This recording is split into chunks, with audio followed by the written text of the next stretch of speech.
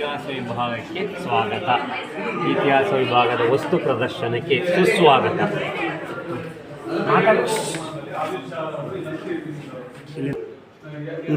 ತಿಪಟೂರಿಗೆ ಮಾದರಿಯಾಗಿರುವ ಕಲ್ಪತರು ವಿದ್ಯಾಸಂಸ್ಥೆ, ಪಲ್ಲಾಗಟ್ಟಿ ಯಡವಪ್ಪ ಕಲಾ ಮತ್ತು ವಾಣಿಜ್ಯ ಪ್ರಥಮ ದರ್ಜೆ ಕಾಲೇಜು, ತಿಪಟೂರು.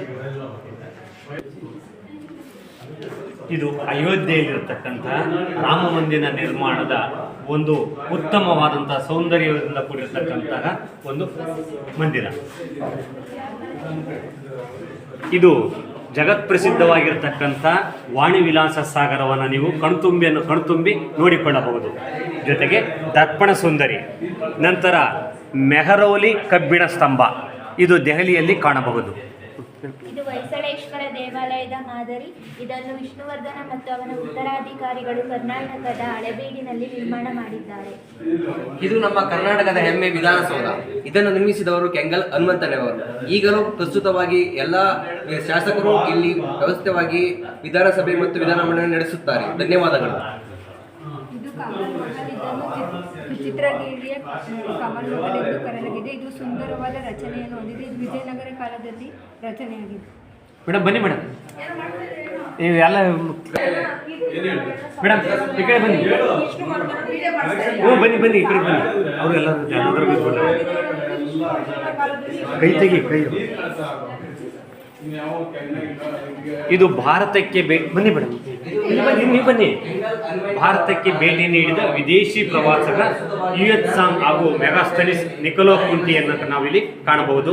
ಹಾಗೂ ಅದೇ ರೀತಿ ಕೆಂಪನಂಜೇಗೌಡನ ಮಗನೇ ಬಿರುದಾಂಕಿತ ಕೆಂಪೇಗೌಡ.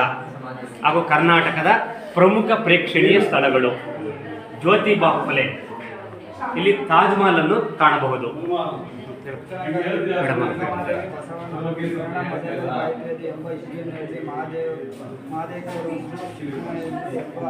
ಅಂಕಿತವೊಂದನ್ನು 103 ವಚನಗಳನ್ನು ರಚಿಸಲಾಗಿದೆ. ಪೀಠಿಗೆ ಬಸವಣ್ಣನವರು ಸಮಕಾಲೀನ ವಚನಕಾರರಲ್ಲಿ ತಾಲೂಕಿನ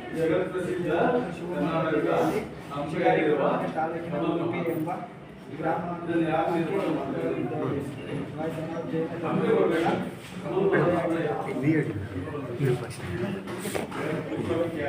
ಇದು ಕರ್ನಾಟಕದ ಪ್ರಸಿದ್ಧ ಕಾಶಿ ವಿಶ್ವನಾಥ ದೇವಾಲಯವಾಗಿದೆ. ವಾರಣಾಸಿಯಲ್ಲಿ ಗಂಗಾ ನದಿ ದಡದಲ್ಲಿ ಪ್ರಸಿದ್ಧ ಶಿವ ದೇವಾಲಯವಾಗಿದೆ. ಇದು ಕರ್ನಾಟಕದ ವಿಜಯಪುರದಲ್ಲಿರುವ ಒಂದು 17ನೇ ಶತಮಾನದ ಸ್ಮಾರಕವಾಗಿದೆ. ಇದು ಮೊಹಮ್ಮದ್ ಆದಿಲ್ ಶಾನ ಸಮಾಧಿಯಾಗಿದೆ. ವಿಶ್ವದ 2ನೇ ಅತಿ ದೊಡ್ಡ ಗುಮ್ಮಟ ಹೊಂದಿದೆ. ಇದನ್ನು ಪಿಸುಗುಟ್ಟು ಗ್ಯಾಲರಿ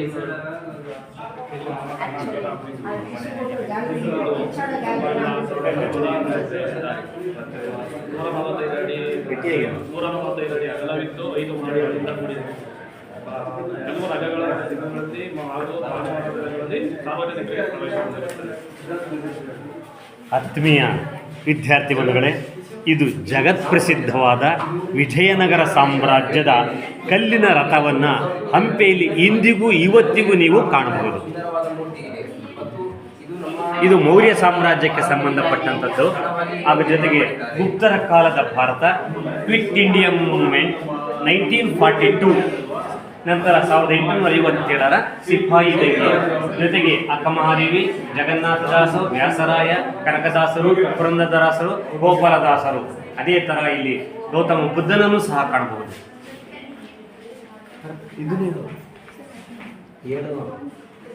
ಸರ್, ನೀವು ಹರಪ್ಪ ನಾಗರಿಕತೆಯ ಒಂದು ಚಿತ್ರಣ. ಕ್ರಿಸ್ತಪೂರ್ವ 3000ರಿಂದ 2000ಕ್ಕೆ ಇದನ್ನು ಕೊಂಡೊಯ್ದಿದ್ದಾರೆ.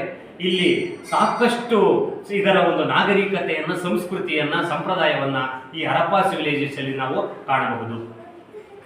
ಅದೇ ರೀತಿ ಇಲ್ಲಿ ಓಲ್ಡ್ ಡೆಲ್ಲಿ ರೆಡ್ ಫೋರ್ಟ್ ಅನ್ನು ಸಹ ನಾವು ಇಲ್ಲಿ ಕಾಣಬಹುದು.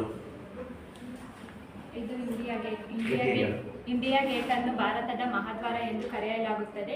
ಇದು ಭಾರತದ ರಾಜಧಾನಿಯಾದ ದೆಹಲಿಯಲ್ಲಿದ್ದು ಪ್ರಮುಖ ಆಕರ್ಷಕ ಸ್ಮಾರಕವಾಗಿದೆ. ಇದು ಜಗತ್ ಪ್ರಸಿದ್ಧವಾಗಿರತಕ್ಕಂತಹ ಇಂದಿನ ಹಳೆಯ ಮೈಸೂರಿನ ಒಂದು ಅರಮನೆಯನ್ನು ನಾವು ಕಾಣಬಹುದು.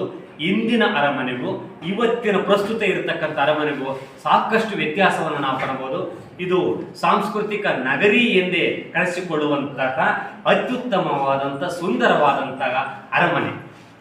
ಇಂದಿನ ದೆಹಲಿಯಲ್ಲಿರುವ ಐತಿಹಾಸಿಕ ಸಂಕೀರ್ಣವಾಗಿದೆ. ಇದು 73 ಎತ್ತರದ ಕೆಂಪು ಮರಳುಗಲ್ಲಿನ ಗೋಪುರವಾಗಿದೆ.